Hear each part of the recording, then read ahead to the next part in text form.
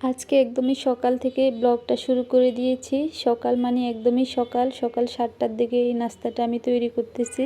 আসসালামু আলাইকুম সবাইকে। তো কেমন আছেন সবাই? আলহামদুলিল্লাহ আমি তো বেশ ভালো আছি। আর ইদানিং একদমই সকাল সকাল ছেলের পড়ার জন্য উঠে যেতে হয়। তো এখন তো সব দিকে সবারই ফাইনাল পরীক্ষা। তো এই জন্য সব মায়েদের এখন ব্যস্ত সময় পার করতেছে।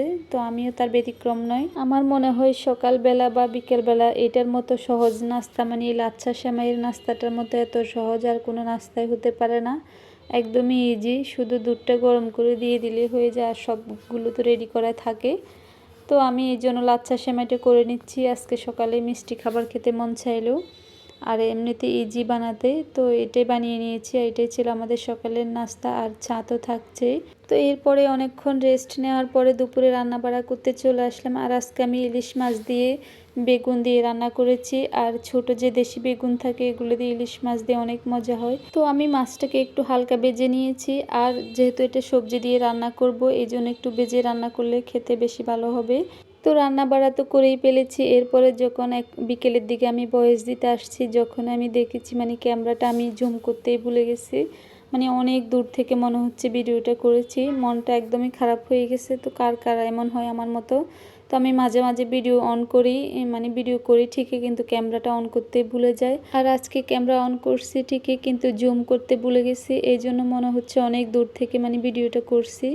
তো কি করার, এখন ভিডিও যেহেতু করেই ফেলছি আপনাদের সাথে শেয়ার তো করতেই হবে। প্রতিদিন তো একটা লং ভিডিও দেওয়া লাগে বা সপ্তাহে 2-3টা করে দিই।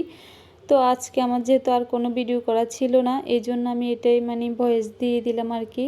তো কেউ কিছু মনে করবেন না, সবাই ক্ষমা সুন্দর দৃষ্টিতে দেখবেন। আর ভিডিওটা কষ্ট করে ধৈর্য ধরে পুরোটা ভিডিও দেখবেন।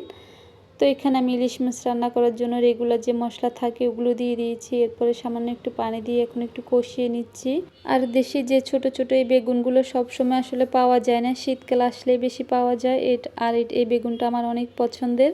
মানে বড় যে বেগুনটা থাকে ওটা দিয়ে আমি ভর্তা করি সব সময়। আর এই ছোট বেগুনগুলো আমার কাছে অনেক ভালো লাগে রান্না করলে।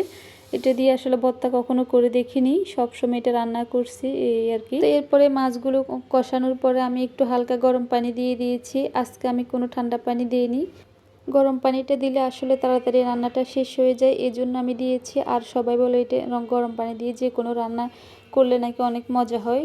তো এই জন্য আজকে করে দেখলাম এই আর কি। এখন আমি বেগুনগুলো একটু দিয়ে দিচ্ছি, আর অল্প কয়টাই বেগুন মানে 4-5টা হবে আর কি, ছোট ছোট।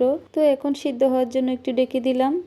আর সবাই ধৈর্য ধরে পুরোটা ভিডিও দেখবেন। আমার পেজের অবস্থা তেমন ভালো না, এখন আবার রিচ ডাউন, এঙ্গেজমেন্ট ডাউন, সব কিছু লাল হয়ে গেছে আবার। তো এখন দেখতেছি দিন দিন